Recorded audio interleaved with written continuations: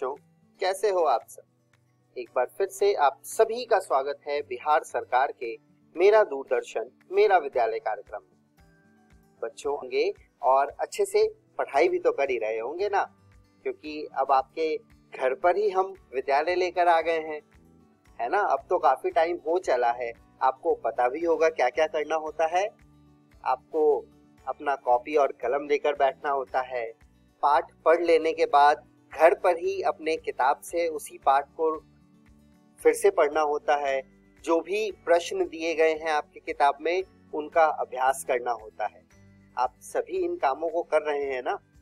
तो आइए देखते हैं कि आज के एपिसोड में हम क्या क्या पढ़ेंगे। पिछले 2 दिनों से जैसा कि हम एक नए शो को आपके सामने लेकर के आए हैं, जो कि है युवा उद्यम कौशल शो, उसी का आगे का एपिसोड हम आज देखेंगे। इस वीडियो में हम लोग क्या क्या करेंगे, इसमें फिर से हमारे पास हैं काव्यल सेदानी और केतन सिंह, और सवालों के सिलसिले भी हैं। ये तो आपको बड़ा मजा आता होगा, है ना। आप सभी सवालों को नोट भी करते होंगे और अपने सही उत्तर को स्क्रीन पर दिए गए नंबर पे भेजते भी होंगे। और यस ऐप तो आपने डाउनलोड कर ही लिया होगा। तो सवालों के सिलसिले के बाद कक्षा 10 की पढ़ाई शुरू करेंगे, और कक्षा 10 में हम गणित के बहुपद को शुरुआत करेंगे आज, और विज्ञान में रासायनिक अभिक्रियाएं एवं समीकरण का पाठ पढ़ते हुए आज के एपिसोड को खत्म करेंगे। तो चलिए शुरू करते हैं आज के एपिसोड को।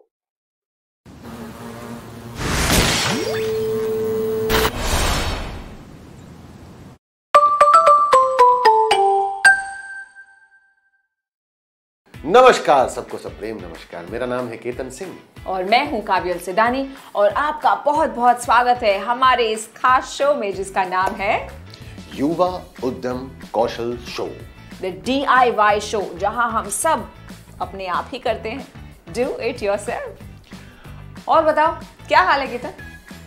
हाल तो ठीक है, बस थोड़ा परेशान हूँ। क्यों? एक्चुअली शो शुरू होने से जस्ट पहले मेरे मोबाइल का चार्जर जो था वो खराब हो गया। अब फोन की बैटरी है 50%। अब देखो नया चार्जर कहीं से जगह खरीदना पड़ेगा। नया चार्जर क्यों? और इस वाले चार्जर का क्या करोगे? बेकार हो गया है, सड़ गया है, कचरा का डब्बा में जाएगा ये। वाह वाह, क्या बात। जब तुम्हारी गाड़ी खराब हो जाती है तो क्या करते हो? उसे भी कूड़े में फेंक देते हो या ठीक करवाते हो? गाड़ी कौन फेंकेगा कूड़े के डब्बे में? इसमें आएगी भी नहीं। एग्जैक्टली। हर चीज अगर हम कूड़े में फेंकने लगे ना, तो हम कूड़ा किंग हो जाएंगे। वैसे हम इंसान एक्चुअली में कूड़ा किंग हैं। नहीं रियली, आप मैं हम सब एक दिन में इतना कचरा जनरेट करते हैं और उसे फेंकते हैं बिना ये सोचे कि ये कचरा का होगा क्या। बिल्कुल सही। वैसे तो मैं एक्सपर्ट नहीं हूं, बट अगर इंटरनेट और न्यूज देखो तो आप हैरान रह जाओगे।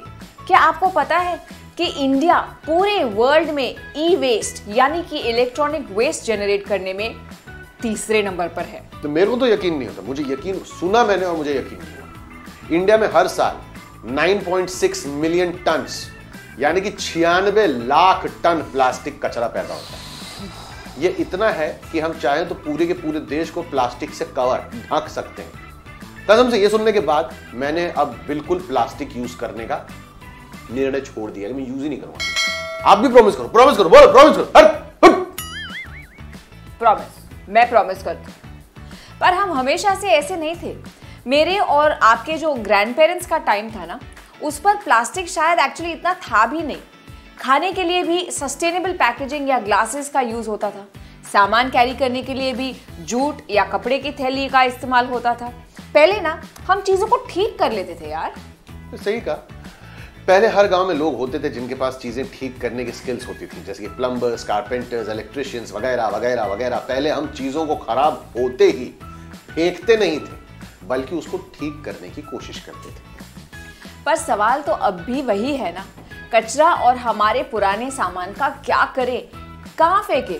वहीं घर के बाहर या एकदम निशाना लगा के बालकनी के बाहर।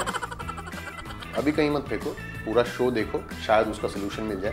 एक्चुअली आज के वक्त में कंपनीज सस्ते प्रोडक्ट्स बनाती हैं और सस्ते बनाने के चक्कर में वो ज्यादा रिलायबल नहीं होते। हालांकि कंपनी के पर्सपेक्टिव से देखें तो उनके लिए ये अच्छा है कि आप बार बार उनका प्रोडक्ट खरीदते रहो, लेकिन वातावरण का कौन सोचेगा?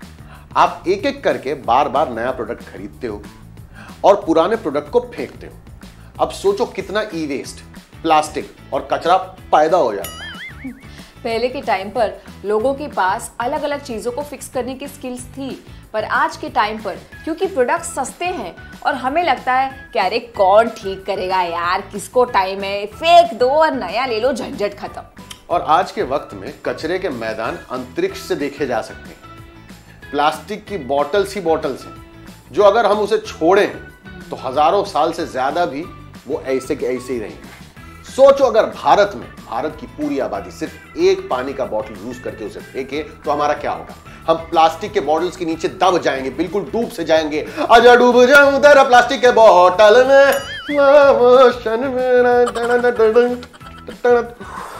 क्या डूब गया। वैसे आई नो आप सब यही सोच रहे हैं कि हम ये सब बात कर क्यों रहे हैं। इसीलिए क्योंकि हमारे पास अपॉर्चुनिटी है कि हम चीजों को फिक्स करना सीखें, हम वो स्किल सीखें, उनकी प्रैक्टिस करें। इससे ना ही हम सिर्फ एनवायरनमेंट की हेल्प करेंगे बल्कि हम एक उद्यम भी शुरू कर सकते हैं। बिल्कुल सही कहा। और चीजों को ठीक करने की बात से मैं आपको आज मिलाने वाला हूं सोनाली मिस्त्री से। सोनाली कोलकाता की एक लौती वुमेन मैकेनिक है जिनका मानना भी यही है कि चीजों को फेंकने से ज्यादा ठीक करना जरूरी है। इसी सोच के साथ वो मैकेनिक बनी। चलिए चल के मिलते हैं सोनाली से यार।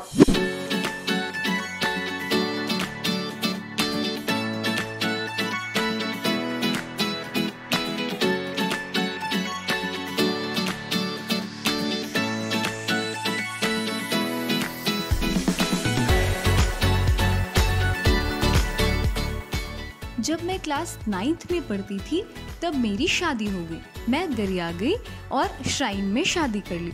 एक बाइक में कई तरह के काम होते हैं, जैसे कि सर्विसिंग करना, क्लच की वायरिंग, चेन सॉकेट को ठीक करना, क्लच प्लेट लगाना, पिस्टन वॉल्व लगाना, लाइट पर काम करने जैसे कई काम होते हैं। वह सारे काम मैं करती हूँ और यह मुझे काफी पसंद है। यह थोड़ा मुश्किल काम है जो दूसरी औरत नहीं कर सकती है, तो मुझे यह करना बेहद पसंद है। मुझे ऐसा लगता है कि कार्य क्षेत्र में एक लड़का और एक लड़की में कोई अंतर नहीं है। आदमी थोड़े ज्यादा मजबूत होते हैं और औरतों से, लेकिन कुछ समय काम करने के बाद मुझे समझ आया कि मैं भी वह सब कर सकती हूँ जो एक आदमी कर सकता है, और जो लड़कियाँ मैकेनिक का काम सीखना चाहती हैं वे उन्हें आसानी से कर सकती हैं। वाह क्या बात है सोनाली जी, बड़ा अच्छा लगा आपकी कहानी देखकर। कम उम्र में शादी हो जाने के बाद भी आपने अपने सपनों को मरने नहीं दिया। Well done girl. और उन्होंने जो एक बात बोली ना कि लड़का लड़की में कोई फर्क नहीं है, जो काम एक लड़का कर सकता है वो एक लड़की भी कर सकती है, उस बात के लिए।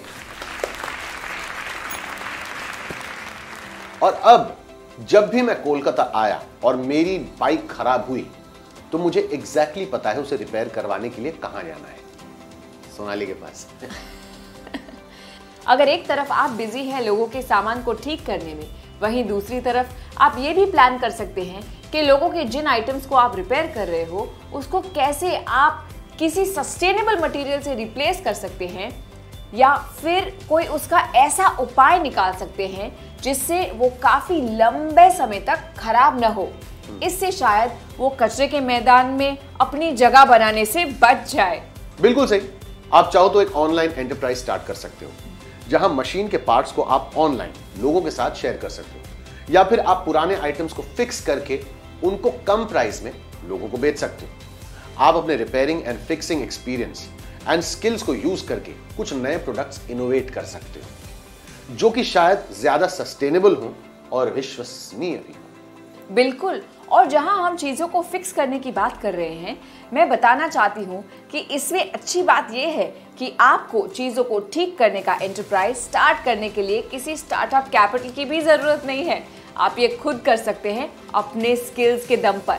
अगर आपको लगता है कि आपको सीखने की ज़रूरत है तो अपनी पर्सुएशन स्किल्स यानी किसी को अपनी बात मनवाने वाला कौशल अप्लाई करिए।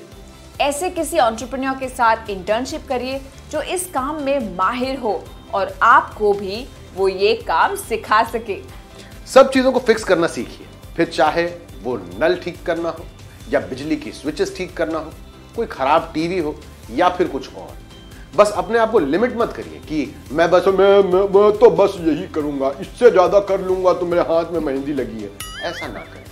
और हाँ, ऊपर जो मैंने इलेक्ट्रिक स्विचेस की बात की तो उसके लिए वार्निंग ये है कि कभी भी बिना इलेक्ट्रिशियन की मदद के स्विचेस को रिपेयर ना करें। हमेशा एक इलेक्ट्रिशियन की निगरानी में सीखें, वरना पता चला कि कोई पूछेगा अरे सॉकेट में बिजली है कि नहीं, आप बोलोगे अभी उंगली डाल के बताता हूं। एंड यू नो, आपके लिए एक और गुड न्यूज है कि आने वाले टाइम में फिक्सिंग जॉब्स को रोबोट्स भी रिप्लेस नहीं कर पाएंगे, क्योंकि हर चीज जिसको फिक्स करना है वो अलग है, उसको फिक्स करने की स्किल्स अलग है, उसको ठीक करने का प्रोसेस अलग अलग है। ये ऐसा काम नहीं है जो कोई भी रोबोट आके रेप्लिकेट कर जाए बार बार। तो चांसेस ये हैं कि आप टाइम के साथ, वक्त के साथ नई नई चीजें ठीक करना सीखते रहें। और तुमने ये पॉइंट एक्चुअली बिल्कुल सही कहा है कि आपको टाइम के साथ साथ नई स्किल सीखनी होंगी। अगर आप एक ही स्किल या किसी एक ही आइटम को फिक्स करने पर स्टक रह जाओगे तो शायद आप इतना ग्रो नहीं कर पाओगे। तो नई प्रॉब्लम्स को आइडेंटिफाई करो, उनको फिक्स करने की स्किल सीखो, फिर उसको फिक्स करो, पैसे कमाओ और एक एंटरप्राइज शुरू हो जाओ। सिंपल है ना? और काव्यल, आज मैं थोड़ा एक्साइटेड टाइप का भी हूँ। तुम हमेशा एक्साइटेड टाइप रहते हो। वो भी है। हाँ। अलग आग लगी हुई है मुझे में। लेकिन एक्साइटेड में हूँ हमारे ग्राफिक नॉवेल को लेकर, क्योंकि वो एक यंग वुमेन टीम के बारे में है जिन्होंने स्टेम यानी कि साइंस, टेक्नोलॉजी, इंजीनियरिंग और मैथ स्किल्स को, कौशल को यूज करके चीजों को फिक्स करना शुरू किया और फिर अपनी एक दुकान भी खोली। और अपने इस छोटे से काम को वो किस तरह से एक बड़े उद्योग में तब्दील करना चाहते हैं वो आप देखेंगे। अपने आइडियाज को इन्वेस्टर्स को पिच करके उन्होंने भी ऐसा ही किया और उनके पीछे सालों का एक्सपीरियंस, उनकी शॉप के फिक्सिंग ट्रैक रिकॉर्ड्स, उनके बिजनेस प्लान्स, उनकी कैश फ्लो और सबसे इंपॉर्टेंट उनकी महिला टीम के कौशल के दम पर उन्हें फंडिंग भी मिली। उनको अपने आइडियाज पर भरोसा था, अपनी काबिलियत पर बिल्कुल विश्वास था और आपको जानकर हैरानी होगी कि उनको अपना आइडिया पिच करने के लिए बस 60 सेकंड मिले थे। 60 सेकंड, 60 सेकंड्स, और उन्होंने अपना आइडिया सिर्फ 49 सेकंड्स में बेच दिया। उसको कहते हैं मुनाफा। सुनकर ही कितना मोटिवेटिंग लगता है ना। चलिए देखते हैं हमारे आज का ग्राफिक नॉवेल। यह टीम वर्क की कहानी है। सामूहिक कार्रवाई तब होती है जब लोगों का एक समूह, विशेष रूप से आपके जैसे युवा, अपनी अपनी खूबियों के साथ एकजुट होते हैं और अपने आसपास की दुनिया को बदलते हैं। समीन, अयान, रजनी, केली, छोटू और परी की एक दूसरे से गहरी दोस्ती है। वे अपने इलाके के हालातों से खुश नहीं हैं। समीन को लोगों के उपकरणों की मदद करना पसंद है और लोग उसे खुशी खुशी मरम्मत के लिए अपना सामान दे दिया करते हैं, क्योंकि वह जानते हैं कि कुछ ही समय में वह उनकी मरम्मत कर देगी। हालात काबू से बाहर हो जाते हैं जब कुछ स्थानीय गुंडे और कुछ लोग जिन्हें उनसे ईर्ष्या होती है, वे मिलकर समीन और उसके मित्रों की उन्नति करते हुए व्यवसाय को बिगाड़ने की योजना बनाते हैं। लेकिन समीन और उसके दोस्त बहुत समझदार हैं और अपने मरम्मत के व्यवसाय को तकनीक का प्रयोग करके बचा लेते हैं और गुंडों को सबक सिखाते हैं। ये दोस्तों का समूह एक प्रतियोगिता में प्रवेश करना चाहता है ताकि वे कुछ पैसे जीत सकें। वे उन पैसों से अपना व्यापार बढ़ाना चाहते हैं। अरे, हमारी वर्कशॉप में आग लग गई है, वे चिल्लाते हैं। वर्कशॉप में आग लगने की वजह से वे प्रतियोगिता में भाग नहीं ले पाते। ये लोग हार मानने वालों में से तो नहीं हैं। अपने शुभचिंतकों और सहायकों की मदद से ये एक रियलिटी टीवी शो के 2 जजों तक अपनी व्यापार योजना पहुंचाने में सफल हो जाते हैं। इस टीवी शो के माध्यम से तमाम उद्यमी अपने बिजनेस आइडिया जजों के सामने रखते हैं। ये लोग जजों पर अच्छी छाप छोड़ने में सफल हो जाते हैं। इस प्रतियोगिता में समीन और उसकी टीम जो पुरस्कार राशि जीतती है उसे अपने व्यवसाय का विस्तार करने में लगा देती है। इससे उनके इलाके के बहुत सारे लोगों की मदद होती है क्योंकि लोगों को नौकरियां मिल जाती हैं। आप किस प्रकार का उद्यम अपने दोस्तों के समूह के साथ शुरू करने के बारे में सोच सकते हैं? इसके जवाब के लिए गतिविधि चुनौती को पूरा करें। वाह, ये लोग तो हार मानने वाले नहीं हैं। ये वाली लाइन ना इस ग्राफिक नॉवेल की मुझे सबसे ज्यादा इंस्पिरेशनल लगी। एकदम मतलब अरे आग और लग गई। दुकान पर आग लग जाने के बावजूद उन्होंने अपनी उम्मीद और अपने आइडिया को मरने नहीं दिया और इन्वेस्टमेंट मिलने के बाद अपने काम को और बड़ा किया और कई लोगों को रोजगार भी दिया। लड़कियों और महिलाओं के लिए यह जरूरी है कि वो लगातार स्टेम कौशल, करियर्स और व्यापार के मौके को देखती रहें, ढूंढती रहें, क्योंकि ये जो कौशल हैं आपके जिंदगी में कुछ भी करने के लिए आपको तैयार कर देती हैं और इन कौशलों की मदद से आप किसी भी काम के लिए पुरुषों जितना वेतन कमा सकती हैं। मैं वास्तव में परास्नातक और पीएचडी करके शिक्षण में जाना चाहती हूँ। मुझे वास्तव में क्षेत्र के रूप में विज्ञान पसंद है। एक उद्यमी होने के नाते मुझे लगता है कि आप जो करना चाहते हैं उसके लिए मानसिक स्थिरता और समर्पण की बहुत आवश्यकता है और आप जो करना चाहते हैं और आप जो मानते हैं उसके लिए अत्यधिक प्रेम होना चाहिए। मैप ऑफ मी मेरे जैसे लोगों की मदद कर रहा है। यह बताता है कि सामान्य रूप से जीवन को कैसे जिया जाए। मेरा मतलब है कि अभी बस में मैं एक गायिका के बारे में एक कहानी देख रही थी और यह तथ्य कि आप इसे अपने ऊपर लेते हैं और इसे एक काम के रूप में बहुत प्रभावशाली बनाते हैं। आपको अपने आप को उन चीजों से बांधने की जरूरत नहीं है जो आप देखते हैं कि दूसरे लोग कर रहे हैं या आप अन्य लोगों को सुनते हैं कि वे आपसे कराना चाहते हैं। यहाँ बहुत सारे विकल्प हैं और तकनीकी रूप से आप यहाँ पर अपनी खुद की नौकरी बना सकते हैं क्योंकि दुनिया के बहुत से काम हैं जो लोग कर रहे हैं जिसे मैं कभी भी एक बच्ची के रूप में नहीं जानती थी। मैं वास्तव में जानवरों से प्यार करती हूँ। यह सच है कि जानवर मर रहे हैं और जैव विविधता इस तरह के संकट में है। मुझे लगता है कि मुझे इसमें योगदान देना चाहिए, इसलिए मैंने इस क्षेत्र को अपनाया। मैं वास्तव में परिस्थिति की ओर वन्य जीवन में जाना चाहती हूँ। मुझे इस बात की चिंता है कि भारत में भविष्य हमेशा विज्ञान के लिए बहुत ही अनिश्चित है, विशेष रूप से भारत में विज्ञान। आप कभी नहीं जानते कि चीजें कहाँ जा रही हैं, रुझान क्या है और यह किस दिशा में जा रही है। किसी भी क्षण यह सिर्फ तस्वीर या कुछ और हो सकता है, इसलिए अप्रत्याशितता थोड़ी डरावनी है। मुझे लगता है कि मेरी उम्र किसी के लिए है क्योंकि हमारे आगे बहुत कुछ है और आप नहीं जानते कि यह हमें कहाँ ले जाएगा। Yes, yes, yes, go girls, go! I mean, don't literally go anywhere, लेकिन वो आइडियाज लेके आप हमारे पास आइए।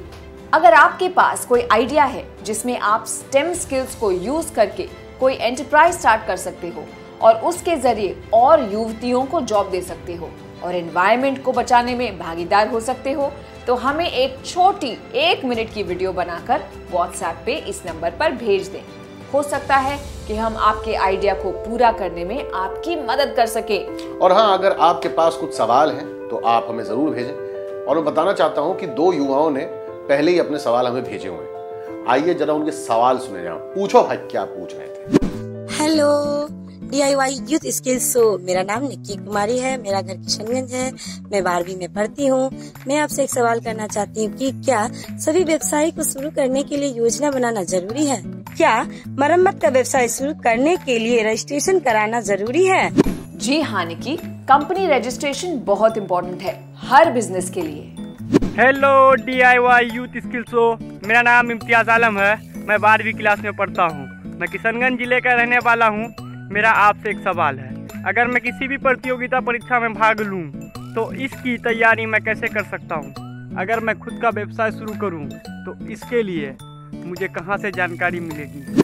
इम्तियाज, आपको एक CA यानी चार्टर्ड अकाउंटेंट से ये सारी जानकारी मिल जाएगी। वैसे सच कहूं तो आज मैं और काबिल कोई ना कोई ऐसा फिक्सिंग वाला कौशल जरूर सीखेंगे। हम भी सामान को खराब होने पर फेंकेंगे नहीं, बल्कि उसे ठीक करने की कोशिश करेंगे। और तुम चाहो ना तो मुझसे सीख सकते हो। मुझे STEM बेस्ड काफी फिक्सिंग स्किल्स ऑलरेडी आती हैं। आई होप मैच फिक्सिंग नहीं आती तुम्हें। चलिए, जाने से पहले हम आपको कुछ सवालों के साथ छोड़ते हैं, जिसके पहले 500 सही जवाब देने वाले आज का रोमांचक ग्राफिक नॉवल जीत सकते हैं। तो हम खेलना शुरू करेंगे आपके साथ। तो चलिए देखते हैं आज के सवालों के सिलसिले। सबसे पहला सवाल, हम इंसानों ने सबसे बड़ी एक कौन सी समस्या को पैदा किया है?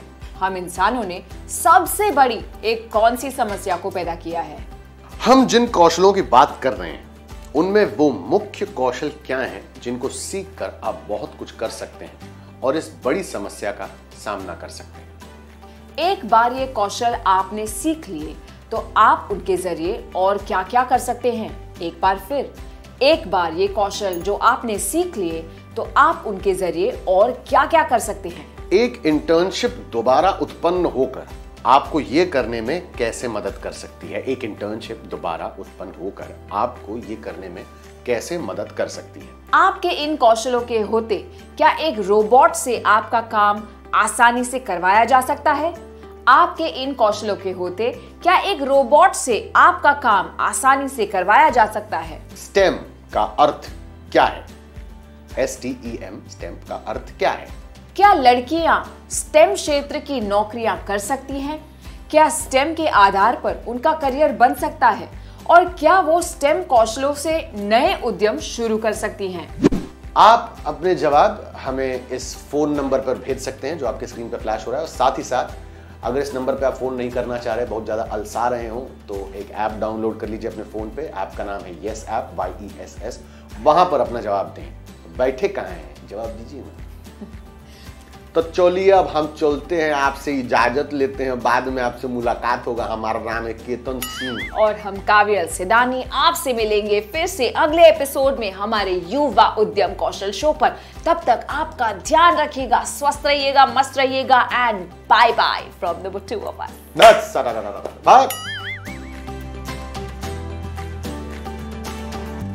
काव्य, बोलो। सोच रहा हूँ सब छोड़ छाड़ के संन्यास ले लूं। क्यों? बस ये मोह माया है सब दुनिया। अरे शो का क्या होगा यार? खंडरों में जाके रहूंगा। ऐसा क्या हो गया केतन? अरे क्या हो गया क्या? एक पंखा 3 लाइट, इसका 10,000 बिल आया है। क्या करूं ऐसे दुनिया में रहकर? मेरा तो मन करता है कभी कभी सॉकेट में दोनों उंगली डाल के ऑन कर दूं, एक बार का निपट लूं। नहीं नहीं, ऐसा मत करना यार। क्यों? डबल आएगा बिजली का बिल और आएगा संभाल के। लेकिन और तरीके हैं ना, और तरीके हैं केतन। क्या तरीके हैं? तो तुम एक काम करो। क्या? इलेक्ट्रिसिटी कटवा दो। हाँ। और बिजली पैदा करने का कोई दूसरा तरीका सोचो। अच्छा, कल ही मम्मी को कहता हूँ मेरी शादी करा दे, साल भर बाद बेटी होगी, उसका नाम रखूंगा बिजली। बिजली पैदा हो गई। बाबूजी जरा धीरे चलो, बिजली गिरी, यहाँ बिजली गिरी। आप इसके नुस्खों और इसके आइडियाज पे मत जाइएगा। बिजली बचाने का और बिजली पैदा करने का एक बेहतरीन तरीका है जो मैं शेयर करूंगी आपके साथ हमारे युवा उद्यम कौशल शो में। आप गेस कर ही सकते हैं। मैं हूं केतन सिंह और मैं हूं काव्य सिदानी और ये है सोलर पैनल। मिलते हैं आपको हमारे अगले एपिसोड में।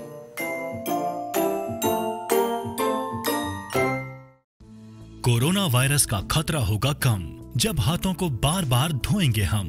साथियों, जब आपके हाथ गंदे हों, खांसने और छींकने के बाद, किसी भी सतह या वस्तु को छूने के बाद, शौचालय के इस्तेमाल के बाद, खाना बनाने, परोसने, खाने से पहले और खाना खाने के बाद अपने हाथों को 20 सेकंड तक साबुन और पानी से अच्छी तरह धोएं।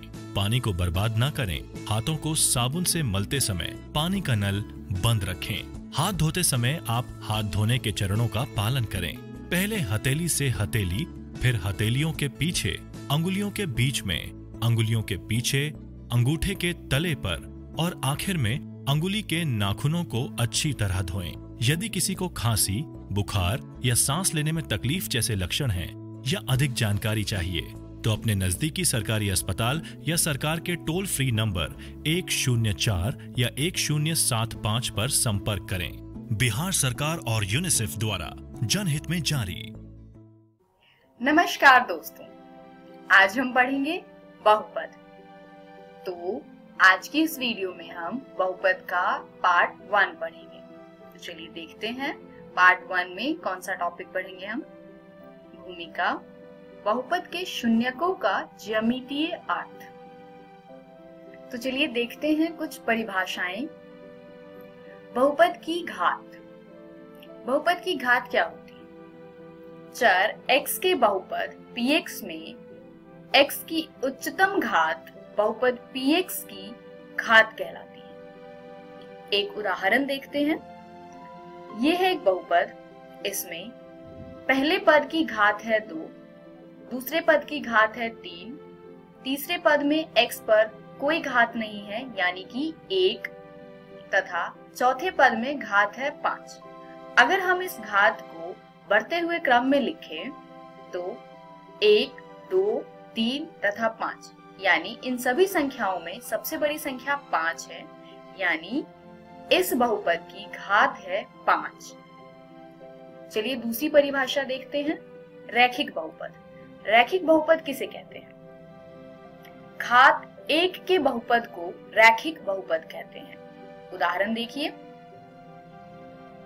2x जमा 1 घटा 4x जमा 6, 2 घटे में 3x, 2/3x माइनस का 1। तो आप देख सकते हैं इन सभी में x की घात 1 है, यानी ये सारे रैखिक बहुपद के उदाहरण हैं। अगला देखते हैं द्विघात बहुपद। घात 2 के बहुपद को द्विघात बहुपद कहते हैं। उदाहरण x का वर्ग जमा 2x जमा 1। यहाँ आप देख सकते हैं पहले पद में घात 2 है, दूसरे पद में घात 1 है और तीसरे पद में घात 0 है, यानी सबसे बड़ी घात है 2। तो इस बहुपद की घात 2 है, इसीलिए हम इसको द्विघात बहुपद कहेंगे। इसी प्रकार घटा 4x जमा 6 माइनस 2x का वर्ग एक द्विघात बहुपद है। इसी प्रकार 3x का वर्ग घटा 2 घटा 3x एक द्विघात बहुपद है। अब देखते हैं px का x बराबर k पर मान से क्या अर्थ है। यदि px x में कोई बहुपद है और k कोई वास्तविक संख्या है तो px में x को k से प्रतिस्थापित करने पर प्राप्त वास्तविक संख्या px का x बराबर k पर मान कहलाती है और इसे हम pk से निरूपित करते हैं, यानी px एक बहुपद है और अगर मैं px में हर एक x की जगह पर k को प्रतिस्थापित करूं तो जो मान आएगा उसको हम कहते हैं px का x बराबर k पर मान और इसको हम pk से निरूपित करते हैं। बहुपद px का शून्य।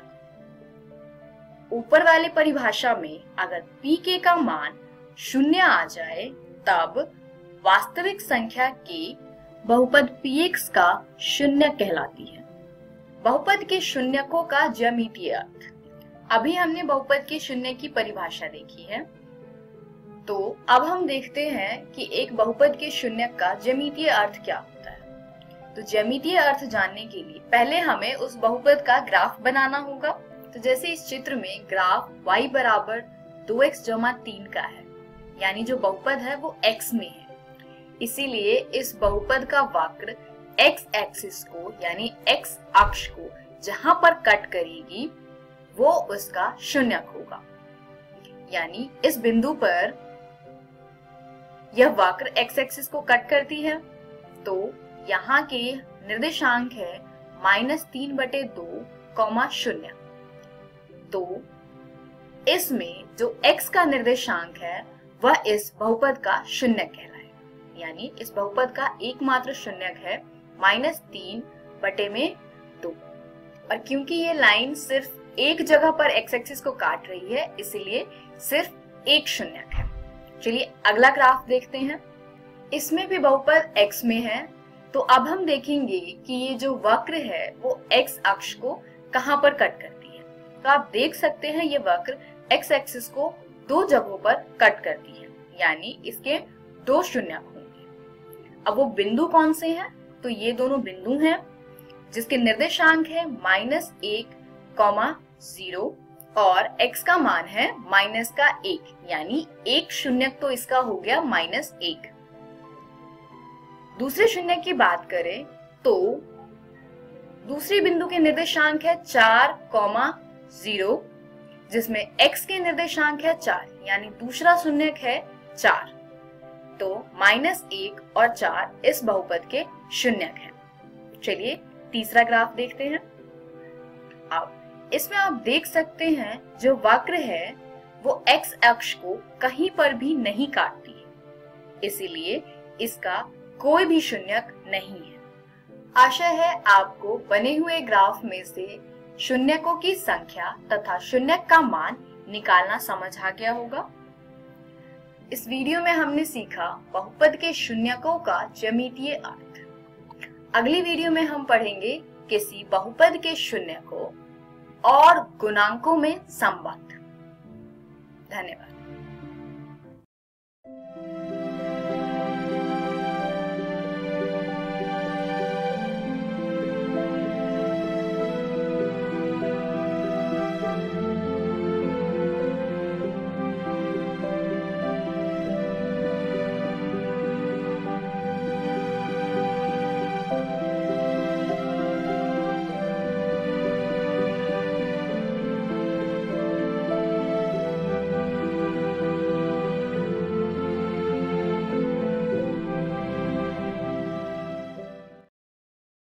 नमस्कार दोस्तों, आज हम रासायनिक अभिक्रिया एवं समीकरण का 5वां और आखिरी भाग करेंगे।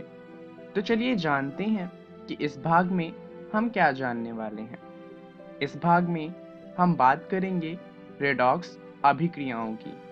जैसा कि हमने इससे पहले वाले पार्ट में जाना था कि जितनी भी रासायनिक अभिक्रियाएं होती हैं वो 5 तरह की होती हैं।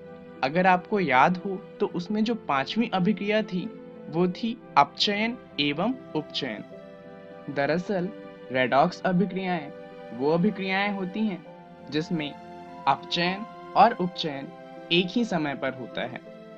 चलिए इसका उदाहरण देख लेते हैं, जिससे कि बात थोड़ी और अच्छे से समझ आ जाएगी। रेडॉक्स अभिक्रियाएं के 2 भाग होते हैं, एक होता है उपचयन और दूसरा होता है अपचयन। जैसे मान लीजिए यहाँ पर हम बात करते हैं कॉपर ऑक्साइड की। कॉपर ऑक्साइड जब हाइड्रोजन गैस के साथ अभिक्रिया करता है तो उससे हमें कॉपर मिलता है और उसके साथ साथ हमें वाटर मिलता है। तो यहाँ पर अगर आप देखें तो हम कॉपर की बात करें तो कॉपर से ऑक्सीजन अलग हो गया है, तो ये अपचयन हुआ। और हाइड्रोजन की बात करें तो हाइड्रोजन में ऑक्सीजन जुड़ गया है, तो ये उपचयन हुआ। यहाँ पर अगर हम बात करें अपचयन की तो अपचयन की अभिक्रिया होगी कॉपर ऑक्साइड से कॉपर का बनना। वहीं उपचयन की बात करें तो उपचयन अभिक्रिया होगी हाइड्रोजन गैस का वाटर में बदलना। तो यहाँ हम देख सकते हैं कि रेडॉक्स अभिक्रियाएं में दोनों अभिक्रिया एक ही समय पे होती है। चलिए कुछ और उदाहरण देख लेते हैं। जिंक ऑक्साइड जब कार्बन के साथ अभिक्रिया करता है तो इससे हमें मिलता है जिंक और कॉपर मोनोऑक्साइड। यहाँ पर अगर आप देखें तो जिंक से ऑक्सीजन अलग हो गया है, तो हम कह सकते हैं कि यहाँ जिंक का अपचयन हुआ है। वहीं कार्बन की बात करें तो उसमें ऑक्सीजन जुड़ गई है, तो हम कहेंगे कि कार्बन का उपचयन हुआ है। दूसरा उदाहरण है जहाँ पर MnO2 और हाइड्रोक्लोरिक एसिड की अभिक्रिया हुई है। वहाँ पर जो मैग्नीज है उसमें क्लोरीन जुड़ा है और ऑक्सीजन अलग हो गया है, तो मैग्नीज का अपचयन हुआ है। वहीं हाइड्रोक्लोरिक एसिड में हाइड्रोजन और क्लोरीन दोनों का ही उपचयन हुआ है। चलिए अब बात करते हैं कुछ दैनिक जीवन में रेडॉक्स अभिक्रिया की। हमारे आसपास बहुत सी ऐसी अभिक्रियाएं हैं जो रेडॉक्स होती हैं, जैसे कि उदाहरण के लिए देखें तो आयरन में जंग लगना, या फिर आपने देखा होगा कि जब हम सेब को काट कर कुछ देर के लिए रख देते हैं तो उसके ऊपर एक भूरे रंग की परत आ जाती है। ये भी एक रेडॉक्स अभिक्रिया ही है। हम सांस लेने की बात करें या फिर पौधों का प्रकाश संश्लेषण, ये भी रेडॉक्स के ही उदाहरण हैं। अगर हम रेडॉक्स से जुड़े हुए उद्योगों की बात करें तो दवाइयाँ बनाने के लिए या फिर कई सारे उद्योगों में, यहाँ तक कि धातुकर्मीय क्षेत्रों में और कृषि में भी रेडॉक्स का बहुत इस्तेमाल किया जाता है। तो आप समझ सकते हैं कि रेडॉक्स अभिक्रियाएं हमारे लिए ज़रूरी हो जाती हैं, पर इनसे कुछ हानियां भी होती हैं। चलिए उनके बारे में जान लेते हैं। जानते हैं उपचयन के कारण दैनिक जीवन में जो प्रभाव पड़ते हैं उनके बारे में। सबसे पहला प्रभाव जो उपचयन के कारण होता है वो है संक्षारण का। जब कोई धातु अपने आसपास अम्ल या आर्द्रता आदि के संपर्क में आता है तब ये संक्षारित हो जाता है, जैसा कि आप यहाँ पर देख सकते हैं। अब संक्षारण के बारे में तो आप जानते ही हैं। अब बात कर लेते हैं जंग की। लोहे की वस्तुओं के संक्षारण को जंग कहा जाता है। अब आप सोच रहे होंगे कि संक्षारण तो सभी धातुओं का होता है, तो फिर लोहे के संक्षारण को इतना अलग नाम क्यों दिया गया है? इसका कारण ये है कि जो लोहे का संक्षारण होता है वो बाकी धातुओं के संक्षारण से थोड़ा अलग होता है। लोहे का जब संक्षारण होता है तो उसकी एक पतली परत बन जाती है जो फिर बाद में लोहे से अलग हो जाती है। इससे होता क्या है कि नए लोहे की जो सतह होती है वो वापस ऊपर आ जाती है और इससे उसका फिर से संक्षारण हो जाता है और इस कारण धीरे धीरे लोहा खत्म होने लग जाता है। दरअसल इससे बहुत परेशानियां होती हैं। संक्षारण के कारण कार के ढांचे, पुल, लोहे की रेलिंग और जहाज तथा विशेषकर लोहे से बनी हुई जितनी भी वस्तुएं हैं उनकी क्षति होती है। लोहे का इस्तेमाल कई जगहों पे किया जाता है, ये तो हम जानते ही हैं। लोहे का इस्तेमाल औजार बनाने के लिए किया जाता है और हमारी जो मशीनें होती हैं वो भी लोहे से बनती हैं। अब जो जंग लगता है उनके कारण हमें हर साल इन लोहे को बदलना पड़ता है और क्षतिग्रस्त लोहे को बदलने के लिए बहुत सारा पैसा हर वर्ष खर्च होता है। तो अब ये जानना जरूरी हो जाता है कि आखिर हम इन्हें जंग से बचा किस तरीके से सकते हैं। तो लोहे को जंग से बचाने के लिए कई सारे तरीके हैं, जिनमें से पहला है सतहों पे पाउडर की कोटिंग। अब इससे क्या होता है कि जो लोहे की सतह है वो वातावरण से अलग हो जाती है क्योंकि बीच में पाउडर की एक कोटिंग आ जाती है और इससे क्या होता है कि जंग नहीं लगता। दूसरा तरीका है धातु की सतहों पर तेल लगाना। इससे भी यही होता है, जो धातु है वो वातावरण के संपर्क में नहीं आता और संक्षारण नहीं हो पाता। तीसरा तरीका है गैल्वेनीकरण का। लोहे या स्टील की वस्तुओं पर जस्ता यानी कि जिंक की एक सुरक्षात्मक कोटिंग चढ़ा दी जाती है। इससे भी यही होता है कि जो हमारा लोहा या स्टील है वो वातावरण के संपर्क में नहीं आता और उसमें जंग नहीं लगती। अब दूसरा प्रभाव जो उपचयन के कारण होता है वो है विकृत गंधिता। भोजन का खराब होना या फिर उसका उपभोग के लिए अनुपयुक्त और अवांछनीय हो जाना विकृत गंधिता कहलाता है। जैसा कि आप देख सकते हैं, खाना कुछ समय बाद खराब हो जाता है, इसी को विकृत गंधिता कहा जाता है। उपचयित होने पर तेल एवं वसा विकृत गंधी हो जाती है तथा उनके स्वाद और गंध बदल जाते हैं। इसी के साथ साथ उपचयन के कारण जो भोजन के पोषक तत्व हैं उनमें भी कमी आ जाती है। तो अब ये जानना जरूरी हो जाता है कि आखिर भोजन को उपचयन से किस तरीके से बचाया जा सकता है। इसके कुछ तरीके हमें मालूम हैं, जैसा कि सबसे पहला है प्रतिऑक्सीकारक। प्रतिऑक्सीकारक तैलीय तथा वसायुक्त खाद्य सामग्रियों को उपचयन होने से रोकता है। दूसरा तरीका है वायुरोधक बर्तनों में खाद्य सामग्री को रखना। वायुरोधक होने के कारण जो ये वस्तुएं होती हैं वो खाद्य सामग्री को वातावरण से दूर रखती हैं। अब जब जो खाद्य सामग्री है वो वातावरण में मौजूद ऑक्सीजन के संपर्क में नहीं आता तो उन खाद्य पदार्थ के जो तैलीय पदार्थ होते हैं उनका उपचयन नहीं हो पाता। हम ये जानते हैं कि उपचयन ऑक्सीजन के कारण होता है, तो अगर हम ऑक्सीजन को ही हटा दें तो भी खाद्य सामग्री को उपचयन से बचाया जा सकता है, जैसा कि चिप्स के पैकेट में किया जाता है। हम क्या करते हैं कि ऑक्सीजन को हटाकर वहां पर सिर्फ नाइट्रोजन रख देते हैं। जो खाद्य सामग्री है वो नाइट्रोजन से अभिक्रिया नहीं करती और खराब नहीं होती। तो ये अध्याय यहीं पर खत्म होता है। हम जान लेते हैं कि इस वीडियो में हमने क्या जाना।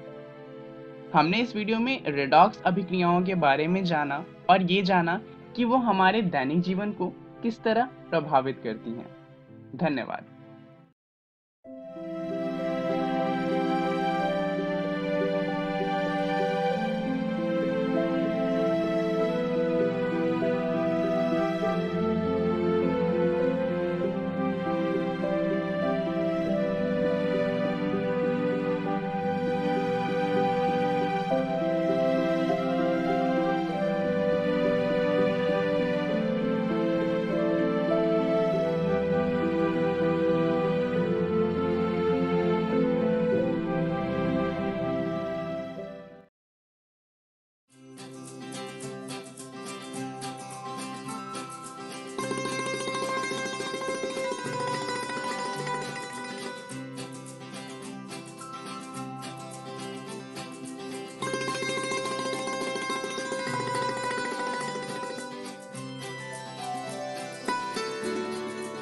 Good morning teacher.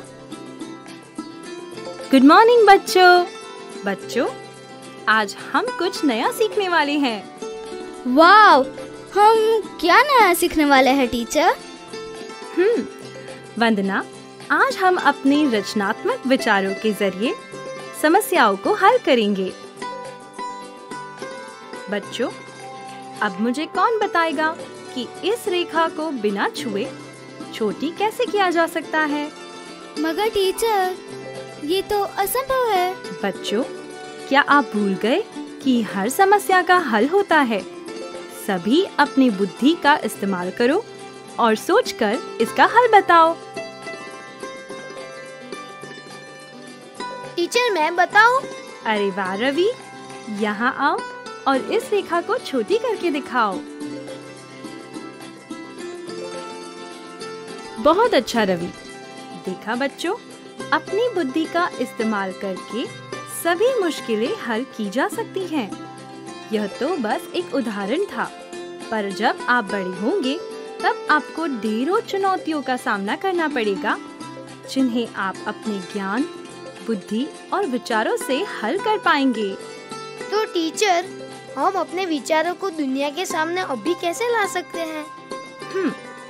अच्छा सवाल है। यदि आपको अपने विचारों को आगे बढ़ाना है तो प्रतिष्ठित इंस्पायर अवार्ड्स मानक में जरूर भाग लेना चाहिए। इंस्पायर अवार्ड्स वो क्या है टीचर? इंस्पायर अवार्ड्स मानक एक राष्ट्रीय प्रतियोगिता है जिसका आयोजन विज्ञान और प्रौद्योगिकी विभाग, भारत सरकार और राष्ट्रीय नव प्रवर्तन प्रतिष्ठान भारत NIF द्वारा किया जाता है। यह अवार्ड्स बच्चों को जीवन सरल करने वाले उनके अभिनव विचारों और नव प्रवर्तनों को आगे बढ़ाने के लिए दिया जाता है। मैं आपको कुछ उदाहरणों से समझाती हूँ।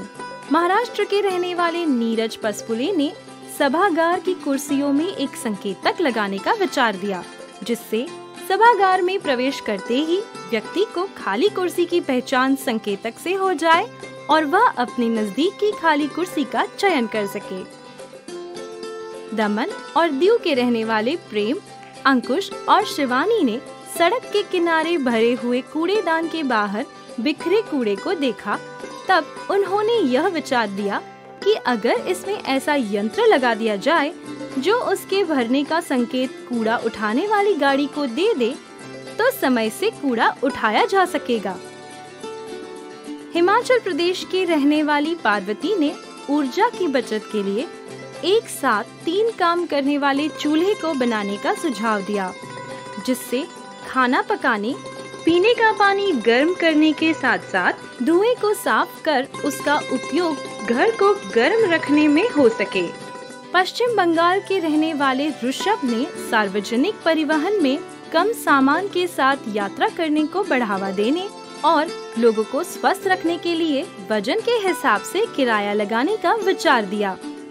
उत्तर प्रदेश के रहने वाले सिकांतो ने देखा कि ज्यादातर सफाई कर्मी सफाई के बाद सड़क के किनारे कचरे का ढेर लगा देते हैं और बाद में इसे हाथ से डस्टबिन या कूड़ा गाड़ी में डालते हैं। उन्होंने इस समस्या के समाधान के लिए कचरा उठाने और भरने के लिए हाथ से संचालित होने वाली गाड़ी तैयार की है ना अच्छे विचार? पर टीचर, इसे बनाने में पैसे भी लगे होंगे। मैं तो अभी छोटा हूँ और मेरे पास पैसे भी नहीं है। चिंता मत करो ईशान, इस प्रतियोगिता में सबसे पहले अपने विचार ही भेजने होते हैं। मैं समझाती हूँ। इस प्रतियोगिता में कक्षा 6 से लेकर 10 तक यानी 10 से 15 साल के बच्चे भाग ले सकते हैं। वह अपने नए विचार विद्यालय के प्राध्यापक को जमा करा सकते हैं। प्रत्येक स्कूल के प्राचार्य आइडिया कंपटीशन के जरिए भी विद्यार्थियों के विचार इकट्ठा कर सकते हैं। फिर श्रेष्ठ 2 से 3 विचारों अथवा नव प्रवर्तनों का नामांकन प्राध्यापक द्वारा तय प्रारूप में इंस्पायर अवार्ड्स के वेब पोर्टल के जरिए किया जा सकता है। इसके बाद देश भर से सर्वश्रेष्ठ 1 लाख नए विचारों अथवा नव प्रवर्तनों को चुना जाएगा तथा प्रत्येक को 10,000 रुपए की पुरस्कार राशि दी जाएगी। ध्यान रखें बच्चों, आपको अपने मौलिक, अनूठे और तकनीकी विचारों को ही सम्मिलित करना है। टीचर, आइडिया कंपटीशन क्या होता है? इस कंपटीशन में विद्यार्थी मौजूदा मशीनों, गैजेट में बेहतरी के लिए सुधार अथवा नई मशीन, गैजेट बनाने के मौलिक तकनीकी विचार जमा करा सकते हैं, जिससे दैनिक समस्याओं का समाधान किया जा सके। इसके बाद क्या होगा टीचर? चुने हुए विद्यार्थियों को अपने विचारों अथवा नव प्रवर्तनों के प्रोटोटाइप अथवा मॉडल तैयार कर जिला स्तर की प्रदर्शनी में भाग लेना होगा, जहां से राज्य स्तर के लिए 10,000 विचारों अथवा नव प्रवर्तनों का चयन किया जाएगा। राज्य स्तर की प्रदर्शनी से कुल 1,000 विचारों अथवा नव प्रवर्तनों का राष्ट्रीय स्तर की प्रदर्शनी के लिए चयन किया जाएगा। इस स्तर पर NIF देश के विभिन्न तकनीकी संस्थानों के सहयोग से विद्यार्थियों के प्रोटोटाइप अथवा मॉडल विकसित करने में मदद और सलाह उपलब्ध कराएगा। इन प्रोटोटाइप अथवा मॉडल को राष्ट्रीय स्तर की प्रदर्शनी में प्रदर्शित किया जाएगा। वाह टीचर, लेकिन हमारे विचारों का चयन किस प्रकार किया जाएगा? अनोखे विचारों का चयन उसकी नवीनता, व्यावहारिकता, सामाजिक उपयोगिता और पर्यावरण के अनुकूलता के आधार पर किया जाएगा। इसके अलावा यह भी देखा जाएगा कि फिलहाल मौजूद तकनीकी से यह कितना बेहतर है। ये तो बहुत अच्छा है टीचर, लेकिन राष्ट्रीय स्तर से कितने प्रोटोटाइप चुने जाएंगे? ऋतु, राष्ट्रीय स्तर की प्रदर्शनी में 60 विशिष्ट प्रोटोटाइप अथवा नव प्रवर्तनों का चयन किया जाएगा, जिसे नई दिल्ली स्थित राष्ट्रपति भवन में आयोजित होने वाले नव प्रवर्तन उत्सव यानी फेस्टिवल ऑफ इनोवेशन में प्रदर्शित और पुरस्कृत किया जाएगा। वाव! तो बच्चों, कौन कौन तैयार है? मैं। यह हुई ना बात। इंस्पायर अवार्ड्स में भाग लेने के लिए लॉग ऑन करें www.inspireawards-dst.gov.in। अधिक जानकारी के लिए लॉग ऑन करें www.nif.org.in/inspire-awards।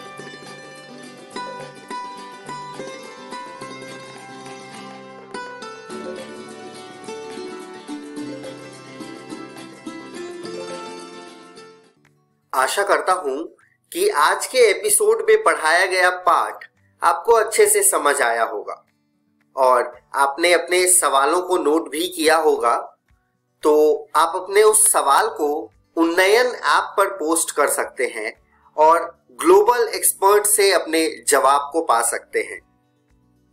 बच्चों, आप अपने सवाल को हमारे दिए गए नंबर पर संपर्क कर भी अपने सवालों का हल जान सकते हैं।